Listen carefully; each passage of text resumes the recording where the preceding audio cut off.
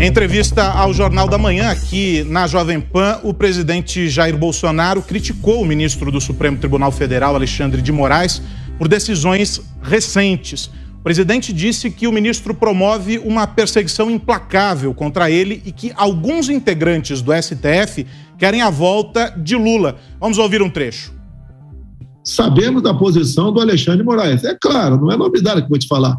É uma perseguição implacável para cima de mim. Tivemos momentos difíceis no ano passado, quando o TSE julgou, né, a possibilidade da cassação da chapa Bolsonaro-Mourão por fake news. Acredite, eu até respondi processo no TSE por abuso do poder econômico. São processos que, no meu entender, deveriam ser arquivados de ofício, nem sido levados para frente. E nós sabemos o que eles querem, tá? O que alguns querem aqui no Brasil, não são todos, nem é uma instituição. O que alguns querem querem eu fora de combate e, obviamente, o Lula eleito. Bem, pode ter certeza, né? Nós, dentro das quatro linhas, temos como fazer com que o processo caminhe dentro da normalidade aqui no Brasil. Sobre a chapa para a reeleição, Bolsonaro deu pistas do vice e disse se tratar de um mineiro de Belo Horizonte. A questão do vice, decidimos que não reconduziríamos o vice Mourão para disputar as eleições. Ele disputará, com o nosso apoio, o Senado pelo Rio Grande do Sul. Obviamente, vocês vão tomar conhecimento que vai ser meu vice, né, apesar de só ser em agosto, pelas possíveis saídas de ministros agora, dia 31 de março. Eu não quero adiantar agora o nome dele, o Sara talvez saiba, né, pode sugerir ou tentar aí adivinhar, ele vai acertar, tenho certeza disso, tem liberdade para falar se ele achar, mas devemos ter um vice que demonstre à população que é um vice que não é para ajudar a ganhar a eleição, é para ajudar a governar o Brasil. Ganhar a eleição, vamos assim dizer, é bem mais fácil, né, ou menos difícil do que governar. A experiência do Salles foi fantástica de me entender aqui em Brasília. Conheceu por dentro o poder, os interesses, as pressões, o que alguns de outros poderes querem fazer a todo custo para te tirar daquela cadeira. Porque essa cadeira minha mexe com centenas de bilhões de reais todo ano. Você pode ver, tinha estatais no passado, ou bancos oficiais, ou ministérios que era entregue para partidos políticos. E ali, aquele partido votava quase 100%, tudo que o governo necessitasse, porque senão ele perderia aquela fonte de, vamos falar, de influência junto ao eleitorado, para não sermos aqui deselegantes. Então, isso tudo tem que ser levado em conta, e eu tenho que ter um vice que não tenha ambições de assumir a minha cadeira ao longo de um processo, ao longo de um mandato. Por isso, né, eu posso adiantar para vocês, né, hoje em dia, por coincidência, o vice é de Minas Gerais, mas não quero adiantar o nome dele. O nome mais cotado para vice-presidente é do ministro da Defesa, o general Walter Braga Neto, que é de Belo Horizonte. Vamos para Brasília. José Maria Trindade, você participou dessa entrevista mais cedo com o presidente Jair Bolsonaro. Quero começar com você, as suas impressões, já que ele deu esse pequeno spoiler. Era spoiler ou não, Zé? De Belo Horizonte, que fez a AMAN, né? Academia Militar das Agulhas Negras, e vai se desincompatibilizar agora. Eu apostaria minhas fichas no ministro da Defesa, Braga Neto, viu? Muito boa noite, Carlos Aro. Boa noite, compadre Augusto. Boa noite, Fiuza. Muito boa noite, Ana. Boa noite a todos. Olha, foi uma entrevista muito importante. Eu começaria pelo vice. Já aqui nas conversas do governo, todo mundo já sabe que será mesmo Braga Neto. Eu já conversei com algumas pessoas próximas ao presidente e a resposta dele é sobre o vice. Aí ele fala, significa isso aí é divisa, né? Ou seja, o general de reserva Braga Neto. A partir de 1º de abril, o vice-presidente Hamilton Mourão já não poderá mais assumir a presidência da República, mesmo que interinamente. Aí ele ficaria inelegível. São essas coisas aí da lei eleitoral, quer dizer, o presidente pode disputar a reeleição do cargo, mas outro cargo não pode, quer dizer, o presidente fica inelegível, inclusive para outro cargo. Estão também inelegíveis todos os filhos e mulher do presidente Jair Bolsonaro, todos os parentes de 1º grau, né? Não podem ser candidatos a não ser para a reeleição.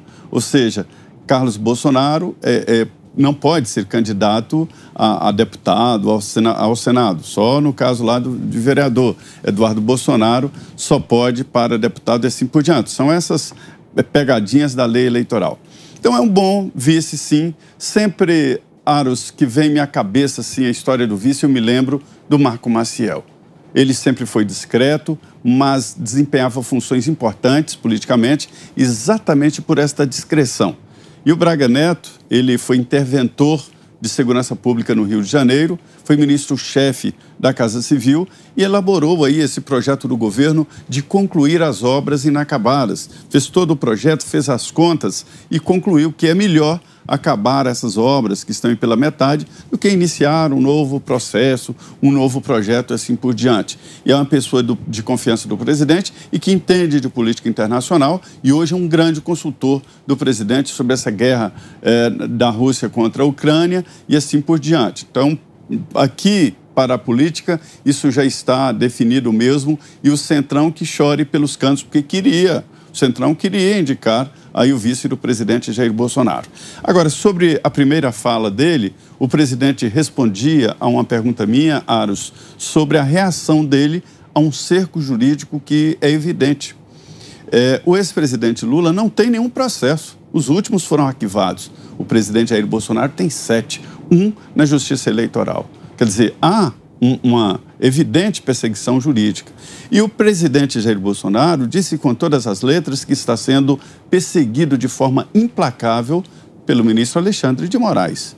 Veja bem, é um presidente da República no exercício da função, eleito democraticamente pelo voto popular, né, que está dizendo que está sendo perseguido por um ministro do Supremo Tribunal Federal. São duas instituições. Nós não podemos nos acostumar com situações assim. Trata-se de uma acusação grave, uma situação muito pesada e muito séria. O presidente considera inevitável esta polarização com o ex-presidente Lula e, pelo que ele fala, Carlos Aros, indica que ele terá duas lutas, uma nas urnas contra o ex-presidente Lula e outra na justiça. Fiuza, como é que você vê essa questão, as duas manifestações do presidente? Salve, Carlos Aros. Grande prazer tê-lo aqui nos Pingos nos Is. Boa noite, Zé Maria Trindade, Ana Paula Henkel, mestre Augusto Nunes. Boa noite a todos. Olha, os dois assuntos, então, né? A questão da vice, evidentemente que a experiência do presidente Bolsonaro com o vice-general, o general Hamilton Mourão, seu atual vice, deixou algumas questões, aí, algumas lições para o presidente. Acho que ele não sofreu deslealdade em termos formais. O vice Mourão sempre jamais cogitou qualquer conversa sobre impeachment, etc. Mas nas posturas, sim. Diversas vezes o vice Hamilton Mourão se posicionou de forma contrária, praticamente, à posição que era do presidente e atraiu os holofotes dessa maneira. Isso aconteceu algumas vezes, em questão de vacina, em questão de eleição americana e alguns outros pontos. Claro que o presidente não gostou e quando ele fala aí que deseja um vice para governar e que não queira ocupar a sua cadeira, talvez tenha uma mensagem aí subliminar em relação à experiência recente dele. O general Braga Neto atualmente é um dos grandes aliados dele. A questão eleitoral, por exemplo, de aferição da segurança do atual sistema está na mão do ministro Braga Neto. A aferição sobre as respostas técnicas que o TSE vem dando a pedido aí do governo, através do Ministério da Defesa, a partir daquela não instauração do sistema de voto auditável. E rapidamente sobre o Telegram, aí a notícia nem é o presidente Bolsonaro, a notícia é um ministro do Supremo Tribunal Federal, Alexandre de Moraes, testando os limites da sua vontade, do exercício da sua vontade, como se fosse o exercício do seu cargo, né, de ministro. Ele foi longe demais, no caso da censura ao Telegram. Ele elegeu ali um alvo, um jornalista associado ou simpático ao presidente da República, para montar mais uma das suas teses, né, de que o Telegram abriga, então, o gabinete do ódio, ondas de criminosos, foi ajudado aí por parte da grande imprensa com matérias demonizando o Telegram, o que é um absurdo e um escândalo, porque é um grande ambiente de comunicação e prestação de serviços. E o que a gente precisa ver agora é justamente a manifestação do restante da corte, né? O ministro Alexandre de Moraes, a gente aguarda, por exemplo, uma posição clara do presidente do STF, Luiz Fux, que já disse que essa questão de decisões monocráticas precisava ser revista, e, no entanto, o Alexandre de Moraes, ele governa o STF de forma monocrática, como foi no caso do Telegram, e a gente espera, então, a posição da instituição do Supremo, do plenário do Supremo, e especialmente dos 2 ministros indicados pelo presidente Bolsonaro, que precisariam aí se manifestar claramente sobre esse assunto. Vamos voltar a falar sobre esse assunto daqui a pouquinho, mas, Ana, quero ouvir você também a respeito dessa chapa aí, Braga-Bolsonaro, Bolsonaro-Braga. Boa noite, Aros. Que bom ter você aqui com a gente. Boa noite, Zé, Fiuza, meu querido mestre Augusto Nunes, e boa noite à nossa audiência maravilhosa. Olha, Aros, o nosso especialista em Brasília, acho que o Zé já colocou tudo muito bem encapsulado em relação a essa nova chapa, né? O que eu gostaria de falar em relação a esse assunto é o caminho que o atual vice, ele vai seguir, né? Provavelmente uma candidatura ao Senado pelo Rio Grande do Sul. E eu acho, Aros, que esse tem que ser um dos nossos focos este ano, né? Diante de tantas inconstitucionalidades pelos ministros do STF. Vamos falar daqui a pouco do Telegram e do Alexandre de Moraes. O Senado continua calado, o Senado, que é a nossa ferramenta constitucional contra esses desmandos.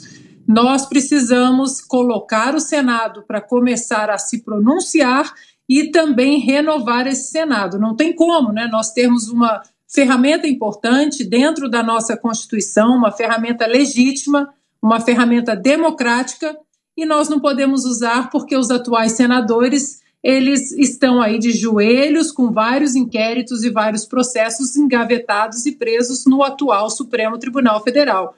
Então, além da eleição importantíssima para presidente da República, o presidente de 2022, que vai indicar mais 2 ministros para o Supremo Tribunal Federal ano que vem, é importantíssimo que falemos do Senado, que renovemos o Senado, para que nós possamos usar a justa ferramenta constitucional de colocar aí em plenário um processo de impeachment contra ministros que adoram inconstitucionalidades, como o ministro Alexandre de Moraes vem demonstrado nos últimos 2 anos. Mestre Augusto, bom, o cenário vai ficando desenhado aí para a eleição de 22, né, Augusto? Boa noite, meu velho amigo Carlos Aros, boa noite, minha querida parceira Ana Paula, meu irmão Guilherme, compadre Zé, boa noite a você que nos acompanha. Só completando o comentário da Ana Paula, sobre um tema muito importante, neste ano nós teremos 27 vagas em disputa, né, no Senado. Isso pode mudar o quadro. E o atual vice-presidente, Hamilton Mourão, disse que vai sim apoiar a candidatura do presidente Bolsonaro à reeleição. É mais um candidato que pode ajudar a mudar o Senado. Bom, sobre o vice, o presidente Bolsonaro nunca escondeu que ele quer um vice que não desafine, né, em relação às suas ideias, concorde com ele. Então, ele está coerentemente querendo escolher, já escolheu o Braga Neto. O Braga Neto será o candidato a vice, a menos que ele recuse o convite, porque o Bolsonaro já o escolheu. E o Bolsonaro tem esbanjado sintonia. Aí, né, o Zé já falou, o vice ideal é o Marco Maciel, mas não existem muitos Marcos Maciéis aí na política brasileira. Quanto à perseguição que o presidente sofre, é fake news dizer isso? Não? Ou é fake news dizer que o Supremo continua neutro, imparcial, seguindo pelas leis, pela justiça? É claro que ele está falando a verdade. Tanto é que o TSE, que é um puxadinho do Supremo, agora fica curtindo comentários de jornalistas que apoiam, só no Brasil, né, que apoiam a censura, a liberdade, a censura que impede a liberdade de expressão. É disso que se trata.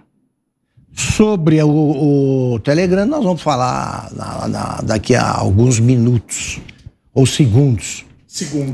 Vamos nessa.